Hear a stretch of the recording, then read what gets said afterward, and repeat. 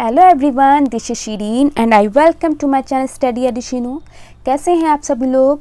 तो चलिए फिर आज की क्लास को स्टार्ट करते हैं और जिन्होंने हमारी पुरानी वीडियोस को नहीं देखा वे उन्हें जाके देख लें क्योंकि वो आपके एग्ज़ाम के पॉइंट ऑफ व्यू से बहुत ही ज़्यादा इंपॉर्टेंट है। तो चलिए फिर आज की क्लास को स्टार्ट करते हैं। आज का पहला क्वेश्चन है, इनमें से कौन सा भूमध्य सागरीय वन का नाम नहीं है। ठीक, आपको बताना है माकी, मैटोरल, गैली और बोरियल में कौन सा भूमध्य सागरीय वन नहीं है। ठीक है, तो जो आपका 4 है बोरियल, ठीक है, ये आपका क्या भूमध्य सागरीय वन नहीं है, तो 4 ऑप्शन आपका राइट हो जाएगा बोरियल। ये आपका क्या, जो माकी, मैटोरल और जो गैली ये आपके भूमध्य सागरीय वन में आते हैं। किस में आते हैं? ये तो आपके भूमध्य सागरीय वन में आते हैं, भूमध्य सागरीय वन में आते हैं। पर जो आपका बोरियल ये आपका किस में आता है? ये आपका आता है शंकुधारी वन में। तो 4 ऑप्शन आपका राइट हो जाएगा बोरियल। नेक्स्ट क्वेश्चन है आपका, ऊपर से नीचे की ओर वायुमंडल की विभिन्न परतों की सीमाओं का कौन सा क्रम सही है। देखिए आपकी वायुमंडल में कितनी परत पाई जाती है? 5 परत पाई जाती हैं। ठीक, तो आपको बताएं ऊपर से नीचे की ओर उनकी सीमाओं के नाम बताना है। ठीक है, तो आपका देखिए ऑप्शन दे रखे हैं मैग्नेटोपास, मेसोपास या स्ट्रेटोपास या ट्रोपोपास। तो पहले देख लेते हैं आपके वायुमंडल में जो परत है उनके नाम देख लेते हैं। देखिए आपके जो वायुमंडल में 5 परतें पाई जाती है। सबसे पहली परत कौन सी होती है? क्षोभ मंडल। ठीक है, दूसरी आपकी होती है समताप मंडल, फिर आती है मध्य मंडल, फिर आती है ताप मंडल बोले या आयन मंडल बोले, दोनों एक ही बात है। और आपका फिर आती है बाह्य मंडल। ठीक है, तो जो क्षोभ मंडल है वो आपकी जो है 12 किलोमीटर तक फैली हुई है पृथ्वी से लेकर, मतलब जो आपकी क्षोभ मंडल वो आपकी क्या है 12 किलोमीटर तक फैली हुई है। और जो समताप मंडल है वो 13 से 50 किलोमीटर तक फैली हुई है।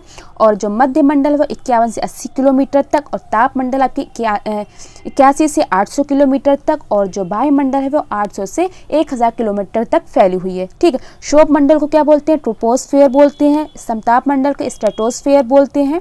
और मध्य मंडल को मीजोस्फेयर, ताप मंडल को थर्मोस्फेयर और बाह्य मंडल को एक्सोस्फेयर बोलते हैं। ठीक है, देखिए जो हमारी क्षोभ मंडल है ये हमारा कहाँ पे ख़त्म होता है? ये हमारा 12 किलोमीटर तक फैला। तो ये जो इसकी सीमा है इसका नाम बताना है। ठीक है, हाँ ये इसकी सीमा है, ये समताप मंडल की सीमा है, ये मध्य मंडल की, और ये आपकी क्या कहते हैं ताप मंडल की या आयन मंडल की जो सीमाएँ हैं। तो जो हमारी क्षोभ मंडल की जो सीमा है वो हमारी क्या कहलाती है? ट्रोपोपास कहलाती है। क्या कहलाती है? ट्रोपोपास कहलाती है। ठीक है, और फिर हमारी कौन सी सीमा आती है? स्ट्रेटोपास, स्ट्रेटोपास कहलाती है। फिर हमारी आती है मेसोपास। कौन सी आती है? मेसोपास। और फिर आपकी आती है मैग्नेटोपास।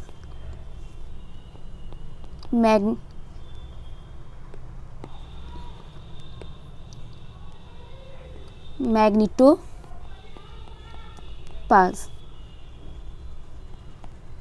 ठीक है, तो देखिए सबसे पहले हमारी पड़ती ट्रोपोपास, ट्रोपोपास, स्ट्रेटोपास, फिर मेसोपास और फिर मैग्नेटोपास आती है। आपको ऊपर से नीचे की ओर बताना है। तो चलिए देखते हैं कौन सा हमारा आंसर मैच करता है। मैग्नेटोपास, मेसोपास या स्ट्रेटोपास और ट्रोपोपास। देखिए पहला ही ऑप्शन आपका राइट है, तो ए फर्स्ट ऑप्शन आपका राइट हो जाएगा। ठीक है, आगे हमें पढ़ने की अब ज़रूरत नहीं है। नेक्स्ट क्वेश्चन है, और देखिए अगर आपसे पूछे थे जो मौसम संबंधी जो घटनाएं होती हैं वो आपकी क्षोभ मंडल में होती हैं। याद रखिएगा, जैसे जो बारिश वगैरह होता है, तूफान वगैरह आती है, वो क्या है कहाँ पे होती है? वो आपके क्षोभ मंडल में होती है। और समताप मंडल में क्या आपके वायुयान जो हवाई जहाज़ वगैरह होते हैं वो समताप मंडल में उड़ते हैं, क्योंकि यहाँ का जो टेम्परेचर होता है वो समान होता है, इसलिए जो आपका हवाई जहाज़ वगैरह है वो समताप मंडल में उड़ते हैं। और जो देखिए जो हमारे उल्का पिंड जो टूट के गिरते हैं, अगर पूछ लें आपको किस मंडल में आते ही उनमें आग लग जाती है, तो याद रखिएगा मध्य मंडल में वो जैसे ही एंट्री करते हैं उसमें आग लग जाती है। चलिए फिर नेक्स्ट क्वेश्चन पे चलते हैं। सारगैसो सागर कहाँ अवस्थित है? ठीक है, आपको बताना है जो सारगैसो सागर है वो कहाँ पड़ता है? प्रशांत महासागर में, उत्तरी अटलांटिक महासागर में, या दक्षिणी अटलांटिक महासागर में, या हिंद महासागर में। तो जो आपका सारगैसो सागर है, देखिए ये उस एरिया को बोलते हैं जहाँ पे शांत जल स्थिर का जहाँ पे जल जो स्थिर होता है उस क्षेत्र को क्या बोलते हैं? सारगैसो। और ये क्षेत्र आपका पड़ता है उत्तरी अटलांटिक महासागर में, यानी सेकंड ऑप्शन आपका राइट हो जाएगा उत्तरी अटलांटिक महासागर में। ठीक है, देखिए ये आपका है सारगैसो सी। ये आपका कहाँ पड़ता है? उत्तरी अटलांटिक महासागर में पड़ता है। ये उस क्षेत्र को बोलते हैं जहाँ पे मतलब जल क्या स्थिर होता है, उस एरिया को बोलते हैं। ठीक, और यहाँ पे आपकी क्या है? सारगैसम नामक जो समुद्री घास पाई जाती है। कौन सी घास पाई जाती है? सारगैसम समुद्री घास पाई जाती है।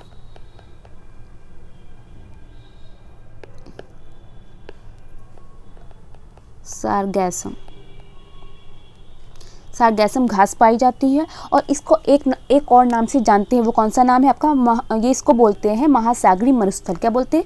महासागरीय मरुस्थल भी बोलते हैं।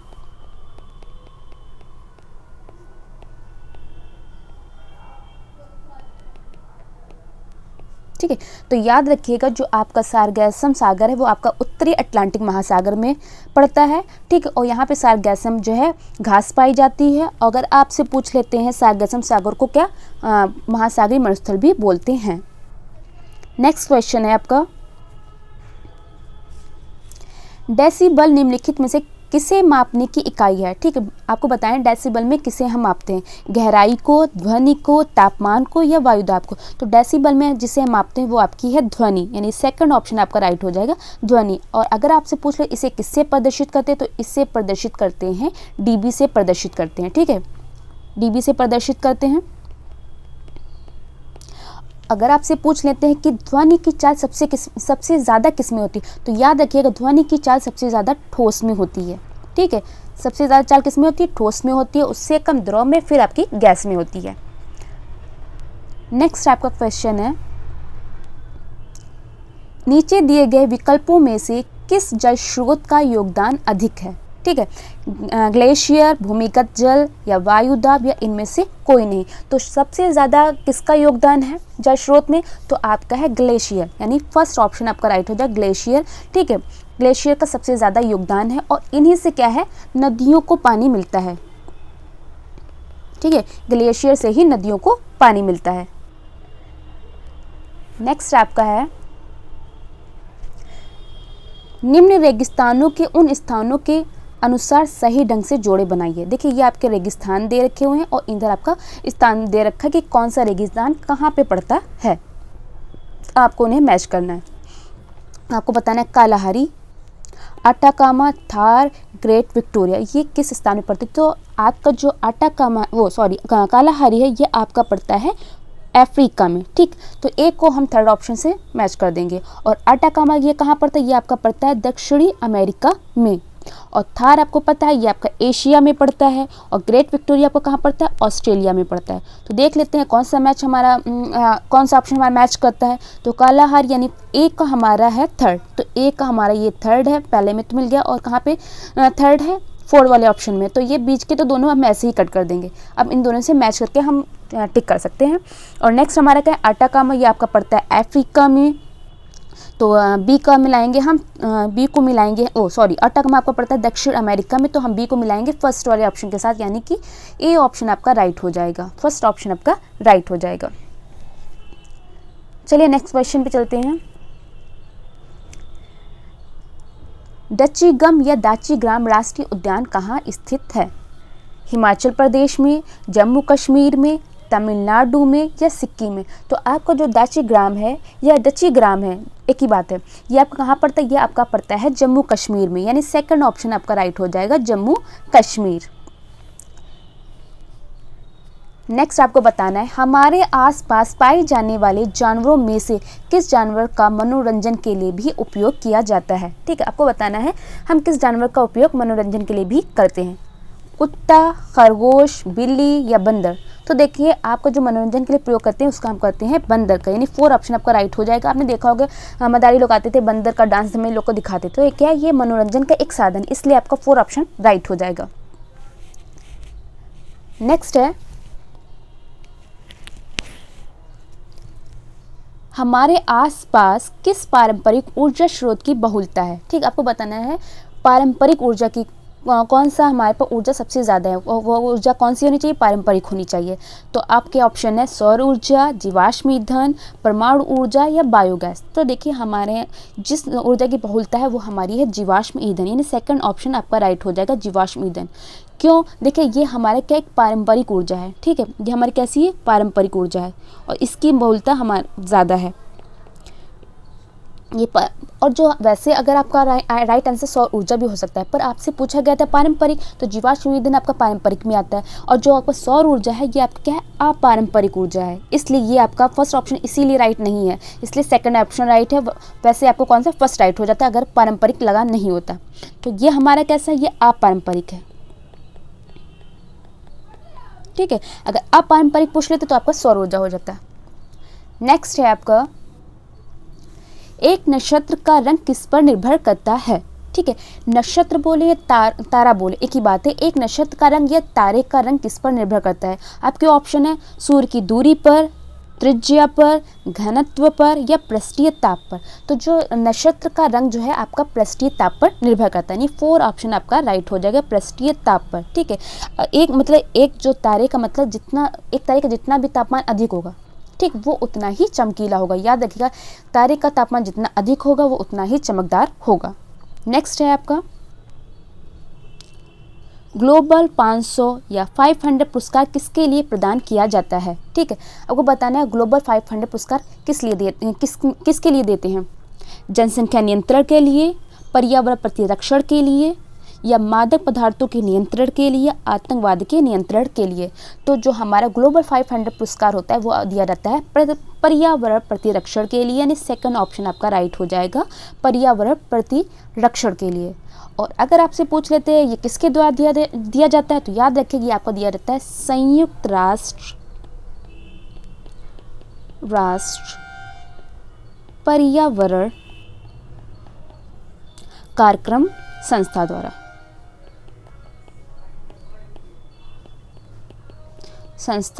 दिया जाता है। ठीक है, किसके द्वारा दिया जाता है, संयुक्त राष्ट्र पर्यावरण कार्यक्रम संस्था द्वारा दिया जाता है। नेक्स्ट क्वेश्चन है आपका, हमारे शरीर के द्वारा किन विटामिन का संश्लेषण होता है। आपको बताना जो हमारा शरीर है वो किन विटामिनों का संश्लेषण करता है, डी और के का, ए और सी या बी और सी या उपरोक्त में से किसी का नहीं। तो जो हमारा शरीर है वो डी और के का संश्लेषण करता है, नहीं ए ऑप्शन आपका राइट हो जाएगा, डी और के। ठीक है, डी क्या करता है, ये हमारी हड्डियों दांतों को क्या करता है, मजबूत करता है। किसको, हड्डियों और दांतों को।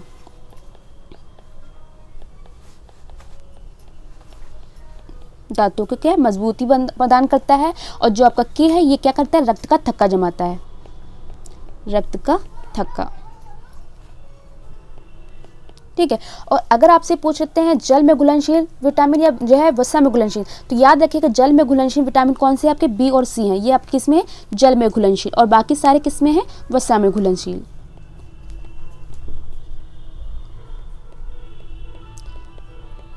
ठीक है, नेक्स्ट आपका है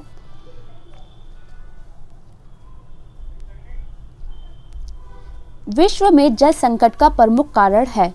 आपको बताना है कि जो हमें जल का जो है, जो जल का संकट पड़ रहा है, जो जल की कमी पड़ रही है वो किस वजह से पड़ रही है, नगरीकरण, औद्योगिकरण या अल्प वर्षा या अम्ल वर्षा। तो जो जल का जो संकट है वो आपका पड़ रहा है नगरीकरण की वजह से, यानी ए ऑप्शन आपका राइट हो जाएगा, नगरीकरण।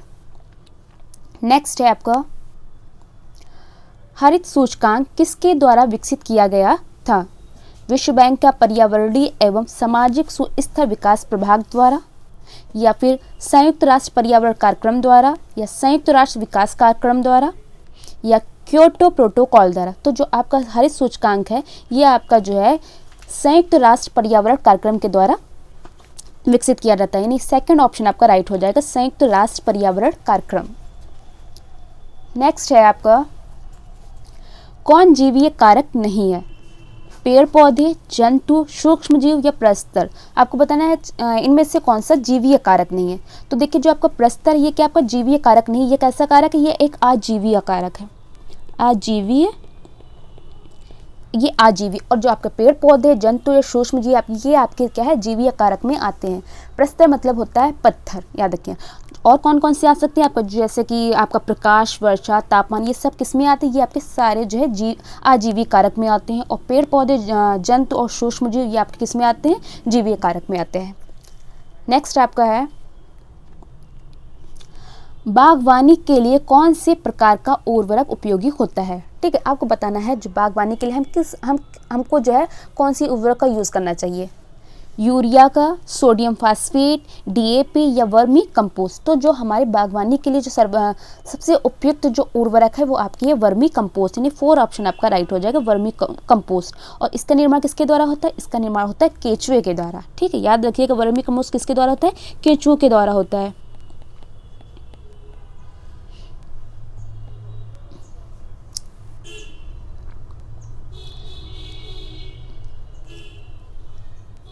निम्नलिखित पौधों में से कौन सा एक वृक्ष का उदाहरण नहीं है? बरगद, गुलाब, मेहंदी या तुलसी। आपको बताना है कौन सा वृक्ष का उदाहरण है, मतलब आपको बताना है इनमें से कौन सा वृक्ष है। तो जो बरगद है वो आपका क्या वृक्ष, यानी ए ऑप्शन आपका राइट हो जाएगा, फर्स्ट ऑप्शन आपका राइट हो जाएगा। और जो आपके गुलाब, मेहंदी और तुलसी हैं ये आपके किस में आते हैं? ये आपके झाड़ियों में आ जाते हैं। ठीक है, किस में आ जाते हैं? झाड़ी में आ जाते हैं। नेक्स्ट है, जूट का रेशा जूट के पौधों के किस भाग से प्राप्त होता है? ठीक, देखिए जो जूट होता है वो हमको आपको बताना है कि जूट हम किससे प्राप्त करते हैं, पेड़ के किस भाग से प्राप्त करते हैं? जड़ से प्राप्त करते हैं, तना से प्राप्त करते हैं, पत्ते से या फूल से? तो जो जूट का रेशा प्राप्त होता है वो हमारा किससे प्राप्त होता है? तना से प्राप्त होता है। नहीं, सेकंड ऑप्शन आपका राइट हो जाएगा। ठीक है, तना।